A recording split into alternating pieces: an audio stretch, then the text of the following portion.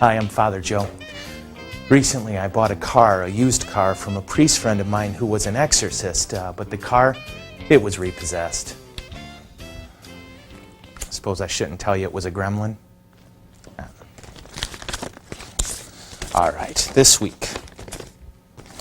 Dear Father Joe, I am really confused about forgiveness. I know we are supposed to forgive everyone, but what does that mean? My marriage counselor is telling me something different, I think, so please help. This is a good question and a tough issue. I recently had this discussion with my students at school, and I think the insights that I share, I know a lot of them told me afterward, it really helped. So we'll take it a step at a time. Step one, we are called by Jesus to forgive always and everywhere. No matter what, we are called to forgive. This is important. In terms of forgiveness, I think one of the reasons it's so important is, well, obviously because Jesus commanded it, but also because when we're able to forgive others, I think it's easier for us to receive forgiveness from God. So that's step one. We always forgive. Now, step two, though, is that while we are called to always forgive, we may not be able to reconcile. What's the difference? Forgiveness only requires one person and God, right? You and I can pray for God to help us forgive a person. The other person doesn't have to be a part of it at all. Forgiveness is when we let go of the power of an event or a person in our past to control our future or our present. It's when we let go and say, God, help me. Now, reconciliation is when the relationship is restored. And you know, there are people who can assault our dignity that God has called us to protect. And with that in mind, while we need to forgive them, we may not be called to reconcile with them. It's an important thing. Reconciliation takes two people and God. Forgiveness takes one person and God.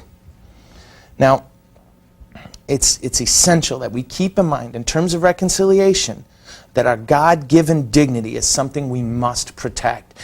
For example, when you talk about what your marriage counselor said, if you are a victim of abuse, it's important that you forgive, and it is not important that you reconcile until that person's life changes. You have to protect your dignity that God gave you. Someone saying they're sorry is a good and holy thing, but actions need to change before reconciliation can take place. So, how do we forgive? Even if we can't reconcile, how do we forgive? Let's keep a couple simple rules in mind. Number one, we don't have to pretend we're not hurt. If someone hurts us, if someone damages the relationship, we don't have to pretend it didn't happen. I know I have said hurtful things to people and I always say, I ask your forgiveness. And if they say, well, it's all right, or it's okay, I don't feel so good about that because it wasn't all right. It wasn't okay. It's okay to acknowledge our hurt in terms of forgiveness. That doesn't mean we don't forgive. It means we have a heart. The second thing to keep in mind is that we need to be vigilant about protecting our God-given dignity. Now, the last thing that we got to keep in mind is forgiveness is a process, not a moment. There are people in my life that I've had to forgive and that I'm still working at every day saying, God, help me forgive so-and-so.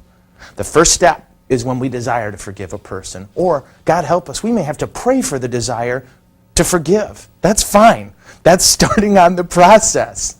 So we want the desire to forgive, and then we ask God for the ability to forgive. And we understand that this might take a long time.